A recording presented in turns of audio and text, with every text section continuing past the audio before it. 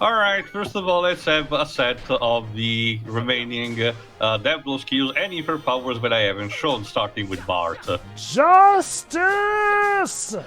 And together we can be justice. Oh yeah. Is that a comic book line? Yes, cry for Justice League, cry for justice. Don't read it, it's terrible. Also Hey, known look, as... Blanco's here. It's Rico. Already made I that know. joke so many parts ago, Dej. I know. And it's still funny.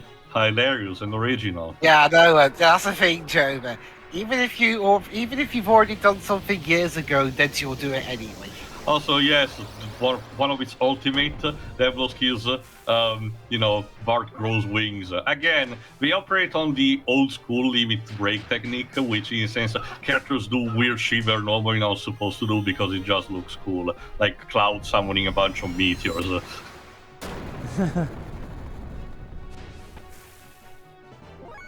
But yeah, also that's worth mentioning. Not every character is sadly born equal when it comes to Devil skills. Faye, of course, gets the highest amount because, of course. Some characters like Bart and Cheetah and Ellie manage to get still a sizable amount. Some characters like Rico and Emeralda gets the minimal amount, and it's kind of sad, to be honest. I mean, Rico I get because it's kind of a running gag at this point, but why Emeralda? I don't know, maybe because she was one of the last characters being developed. Anyway, in general, there you go. Most of the hyper attacks of Bart are in a sense of buffing skills, in a sense of infusing an element on the weapon, similar to what Dominia does. But again, it gets them always too late for them to be kind of effective, sadly. Alright, let's get Rico instead. Most of these moves, as you may notice from his very beginning, are basically wrestling stuff. So I will do stuff like pile drives, power bombs, and similar.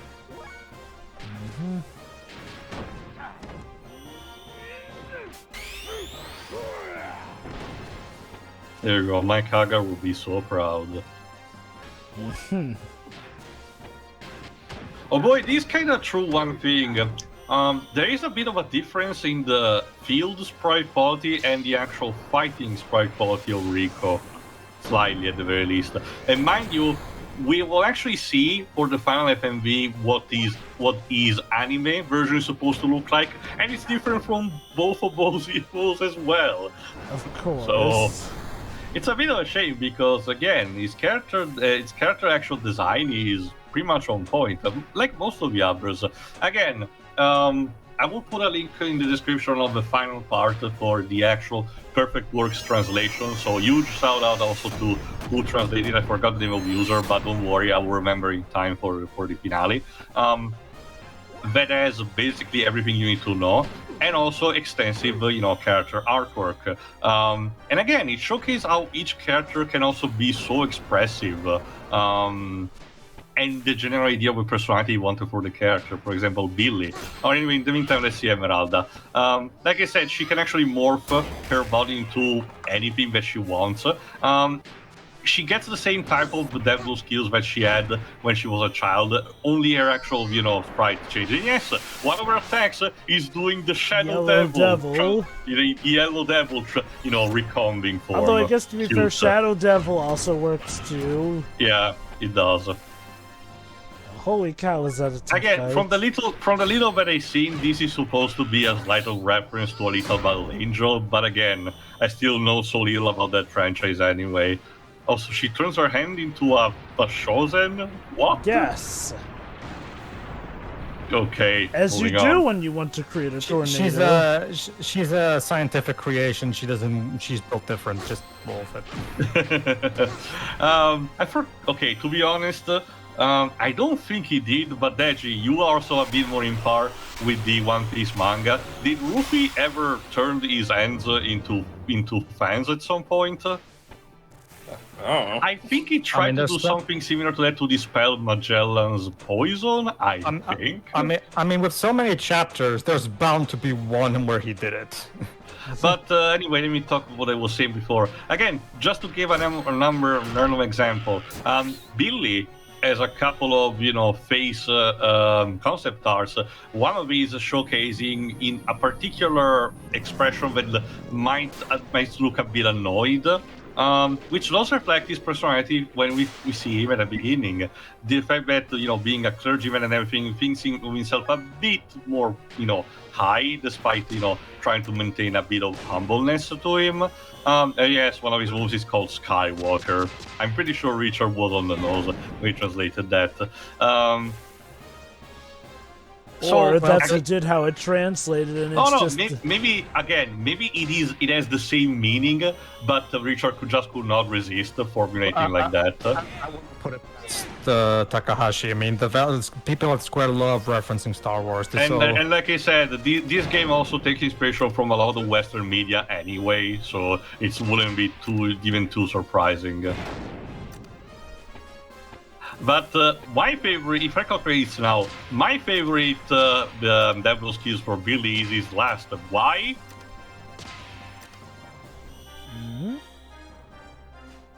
Because if I recall correctly, okay, it's not this. This one is still cool. It literally applies an explosive and then turns into a ray. A shotgun laser. But I think it's this one. Holy Gate. Actually, no. Okay, I will just mention it when it happens. Basically, essentially, it gives you like a first-person perspective, kind of like in Doom. Actually, I do wonder if it's actually properly, based on that, considering how Doom was, famous all over the world, including Japan. Or maybe I already showcased it. My bad, in case. But like I said, most of these. Oh, no, I think it's this one. But most of these hyper skills are basically just for healing purposes. Oh, there it is. Again, it's cute. This was around the time where some of our light guns were being released onto the PlayStation, like some of the Namco stuff and Resident Evil Survivor, so it could be also based on that. Anyway, let me showcase a couple of skills from Chu-Chu. She doesn't have any devil, but like I said, some of her hyper skills are unique, like in this case, Play Dead, where she literally fakes that so she cannot be targeted. It's extremely adorable. Another one is essentially an Esuna effect, which she can remove debuff from an ally by doing this. Deconfusing them with her cuteness. Chu-Chu, you're adorable, but sometimes I really don't get you. Chu-Chu's a scrumbler. Of course. Hey, this is working, isn't Let it? it go, Tej. And then there's this one where she literally spams wind projectile from her feet. That's useful. Reminds me of it. Roly-poly, keep on rolling, I guess. Moving on. And then, and in general, ether-based attack when elemental are based on earth and air, which are part of Chu-Chu's culture. Again, the whole thing about their god was kind of more of a legend more than anything. But it is true that the species of Chu-Chu was gigantic to begin with, and Solaris applied restraint just to keep them on a doll size to make them less effective. So there's that too. Maria, like I said, only has Sibes to help her, which are, useful for in terms of attack. But again, you might as well avoid that, to be honest. Again, Maria is very useful for gear fights, but on foot, she's sadly more of a burden. But you wanted to say, Pedro? No, go on, Trevor, go on. It must be awkward if you bring her to the place where gears supposedly aren't allowed. The Doom and Isle, yeah. And then suddenly she brings in the gear still. Her more powerful attack is the Graviton Cannon that Sibzen can use, and of course it's basically kind of a straight nuke. And, a sword to your eyes, but it does the job, but it consumes 30 MPs, so you might as well not do it. But again, let's see all the stuff that we're missing from Cheetah, because like he said, as soon as he gets the sword, all of his devil skills are revamped, and we only see the high level ones. Like I said, if you might have noticed, I also made sure to showcase all of the ones that he had as barehanded, before we actually got to that point, just to, showcase as much as I could. again, I really like this concept, and I really like this gameplay system as a whole. And again, yes, we do see it being used still in stuff like the Namco Cross Captain and Project Cross Zone games, but I kind of wish we got a proper RPG, original IP that uses this system almost to a T, because there's a lot of potential, and decent replayability, because, again, compared to most of the combat that was around the time of PlayStation, which wasn't necessarily bad, but more simple, this one was kind of more evolutionary, while not really, differentiating too much from the formula.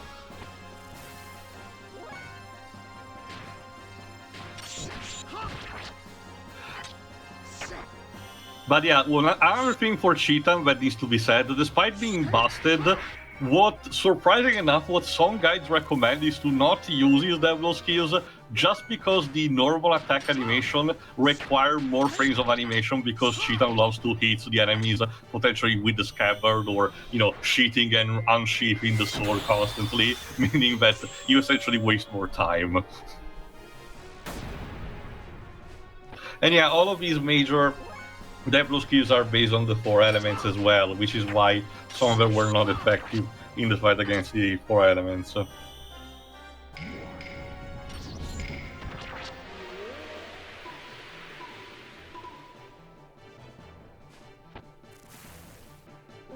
There we go.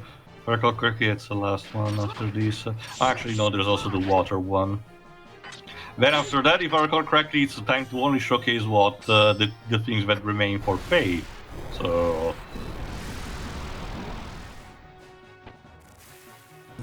Alright then. Let's go. Well, Where's no, that first of all, like I said, Oh. the water one. This is actually, again, one of the more powerful, but again, being elemental only, it's a bit restricted. I see. Ah, sweet crystal water. Nectar of the gods? Not really, Jova. How disgusting. Oh, you have to. No, you have to say. If you're gonna say that too, you got to say it properly. Ah, life-giving water, nectar of the gods.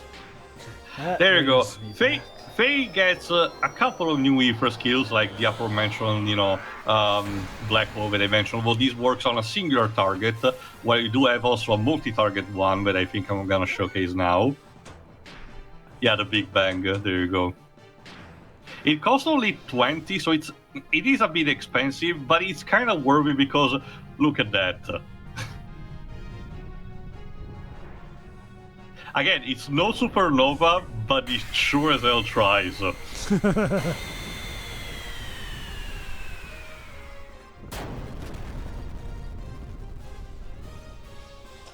Wow, so many Considering pieces. Again. this is a skill that it's learned way later in the game, and the game ultimately was released after Final Fantasy VII, I wonder if this one was, more special. But anyway, the ultimate 2 techniques, Kokei, which is light elemental, Not even just. and Yamikei, which is, dark based. Mm-hmm. Go on, Pedro. And it's not even just that too. This was pretty much the trademark of games in the mid '90s. The sudden advent of 3D caused developers to get super enthused. Look at all the cool things we get to do that we couldn't do before, and that's why we got all these super duper awesome Attack summons in animation. RPGs, and stuff All like right, that. let's go back to Norturne, or what remains of it, because there is some stuff that can be done. And for some reason, it's playing its theme.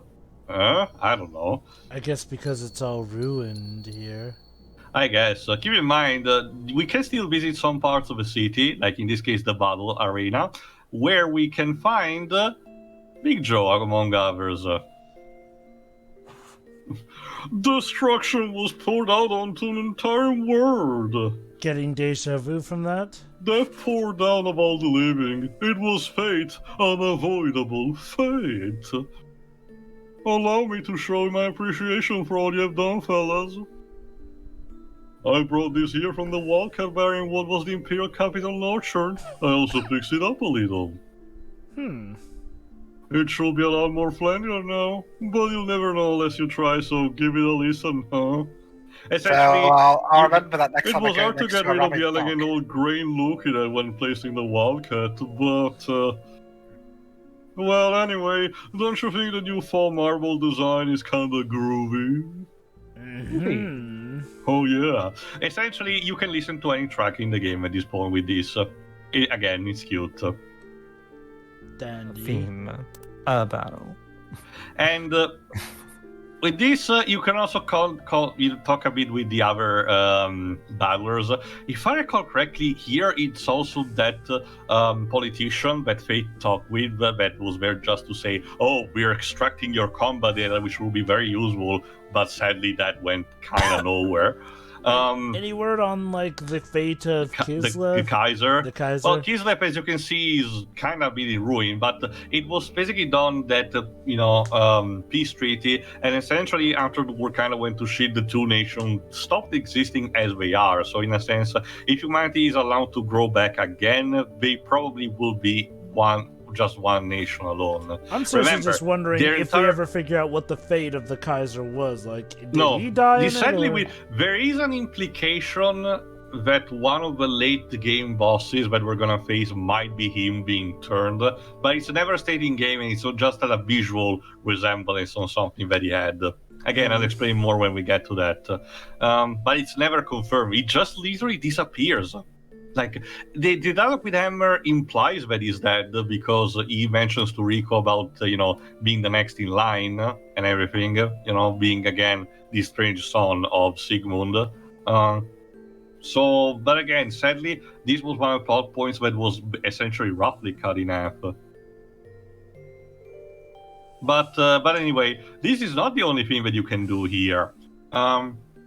I did promise I was gonna talk about this again, but remember when we were in Kislev, outside of going through the fucking sewers, there was something else that we had to do. The tournament arc, using that particular minigame, but it's basically a 3D arena-esque fighting game built into this game in itself. And I get the idea that the team did not want to let it go to waste, and I do agree with that, because what you can do, as I will showcase in a second, you can actually play it here now, using pretty much all of the gear models that you've seen until this point in the game. And guess what? It's 2-player compatible, so you can even challenge your friend with this. Fun. Not even kidding. What? Again, like I said, I kind of wish this particular bit alone was just re-released on its own, because it's so simple and yet so addictive that they could have done that. But yeah, we'll actually showcase a match with this and very Cologne, because again, it is at the end of the day the gameplay that we have seen in Act 2, so nothing too much. But just for the Kings, again, I will showcase a variety of the enemy that of the model that we can get. Excellent. There you go. You can even have computer versus computer.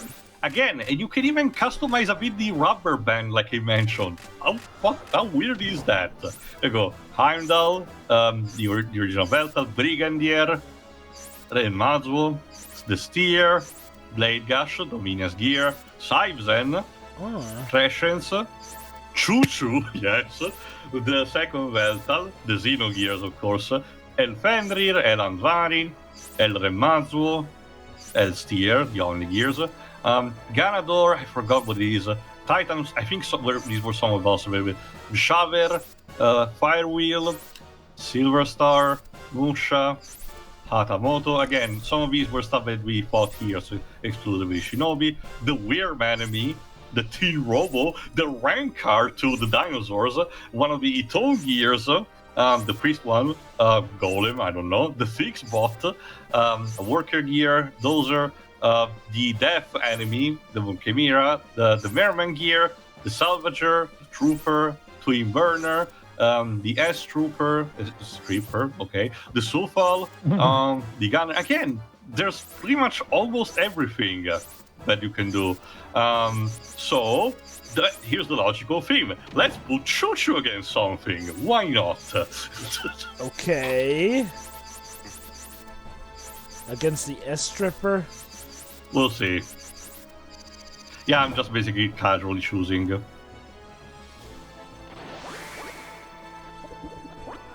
Oh my god, it's so majestic. Beat him up. Beat Chu-Chu him up, is Chu-Chu. literally just firing stuff out of her mouth. Wow. That's a Reaper projectile, I suppose. Chu-Chu would really work in Little Witchy Mischiefs. I mean, the camera angle looks pretty similar to it. And what's that victory animation? It's to make her look cute.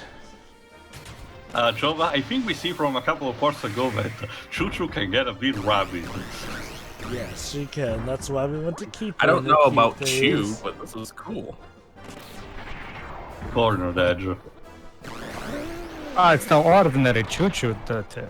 Don't you do that horns. again. What's wrong with Chu, Seymour? Stop. What's wrong with you to you? Both of you, partners in crime, Jesus. I swear, the two of you are really messing up. Okay, now your justice of inserting Jova. Yeah, actually, okay, guys. There you go. Chu-Chu wins by absolutely Chu doing were nothing. victorious. We better stop. We're giving Tio a bad cold. I can hear it now. Achoo. That wasn't even trying, waves. Anyway, the artwork of the day is, as to be expected, Big Joe. Even the concept artist wanted to kind of have a bit of fun with him.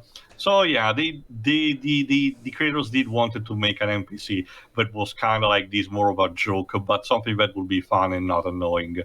So that was cute. Anyway, I think that's pretty much it with the side stuff. So tune in next time for the actual confrontation against Deus and the freeing of mankind. See ya. See you then. See ya.